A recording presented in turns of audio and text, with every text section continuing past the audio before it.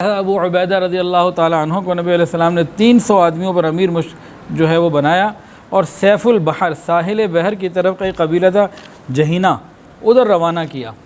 اب اس میں جابر ابن عبداللہ بھی تھے اور عمر ابن خطاب بھی تھے رضی اللہ تعالیٰ عنہما اس لشکر کے اندر۔ یہ سفر روانہ ہوا، نبی علیہ السلام نے روانہ ہوتے وقت ایک روایت میں کہ 1 تھیلا کھجوروں کا اور کسی میں کہ 2 تھیلے کھجوروں کے آپ نے ابو عبیدہ کو دے دیے۔ یہ لوگ چل پڑے۔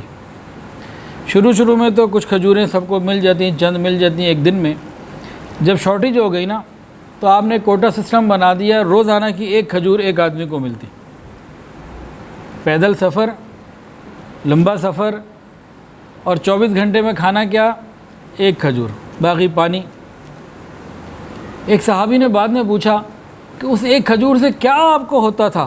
اس سے کیا ہوتا ہوگا؟ اس سے بھی کچھ فائدہ ہوتا ہوگا؟ کہنے لگے اس 1 کی قدر بھی اس وقت آئی جب روز 1 بھی نہ ملتی تھی۔ تو خیر یہ لوگ چلے، 1 کھجور ملتی رہی، پھر وہ بھی ختم ہو گیا کہ روز 1 دے سکیں۔ اس کے بعد ان لوگوں نے باقاعدہ درختوں کے پتے توڑ کر چبانے شروع کیے، جس سے ہونٹ اور منہ جو ہیں زخمی بھی ہو گئے۔ چلتے رہے۔ یہ اللہ کی شان، ایک بھوک سے بہت زیادہ نڈھال تھے اور بےتاب تھے، بہت کمزور ہو گئے تھے۔ سفر کی تھکان، پھر غذا کا پورا نہ ملنا، وطن سے دوری، تو یہ سارے معاملات میں بہت زیادہ وہ کمزوری سب کے اندر آ چکی تھی۔ یہ ساحل سمندر سے گزر رہے تھے۔ اللہ تعالیٰ نے ایک بہت بڑا تحفہ ان لوگوں کو دیا، ان کی قربانیوں کے اوپر اللہ نے مہربانی فرمائی۔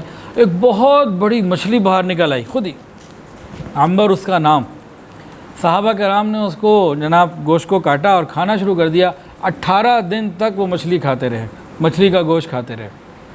کہتے ہیں بالکل صحیح، تندرست، چست اور توانا ہو گئے۔ جو قوت چلی گئی تھی ساری واپس آ گئی، ہم بالکل ٹھیک ہو گئے۔ مچھلی بہت بڑی تھی۔ حضرت ابو عبیدہ ابن جراح رضی اللہ تعالیٰ عنہ نے مچھلی کا سائز ناپنے کے لیے کام کیا۔ لشکر کا جو سب سے لمبا آدمی تھا نا، اونچا قد میں، ان کو بلایا، وہ آ گئے۔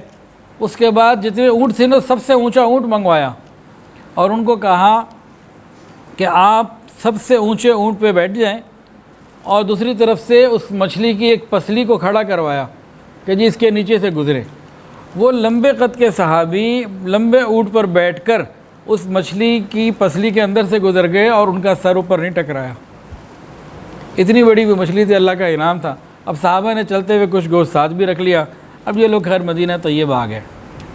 جب مدینہ طیبہ پہنچے تو نبی علیہ السلام کو عرض کیا، یا رسول اللہ، پہلے یہ حالات تھے، آپ کا دیا ہوا توشہ ختم ہو گیا، پھر پتے چبانے پڑے، تو بہت حالات نازک ہو گئے۔ اللہ تعالیٰ نے ایسے مدد کی اور جناب ایسے رزق آیا کہ ہم 18 دن تو کھاتے رہے وہاں پہ، طبیعت سب بحال۔ اس کے بعد اب ادھر آ گئے تو نبی علیہ السلام نے پوچھا، کیا اس مچھلی کا کچھ گوشت بچا ہوا موجود ہے؟ کچھ ساتھ بھی ہے، بھی موجود ہے؟ انہوں نے کہا یا رسول اللہ بالکل موجود ہے۔ فرمایا کہ پھر ہمیں بھی کھلاؤ۔ پھر نبی علیہ السلام نے اس مچھلی کا گوشت استعمال فرمایا، کھایا۔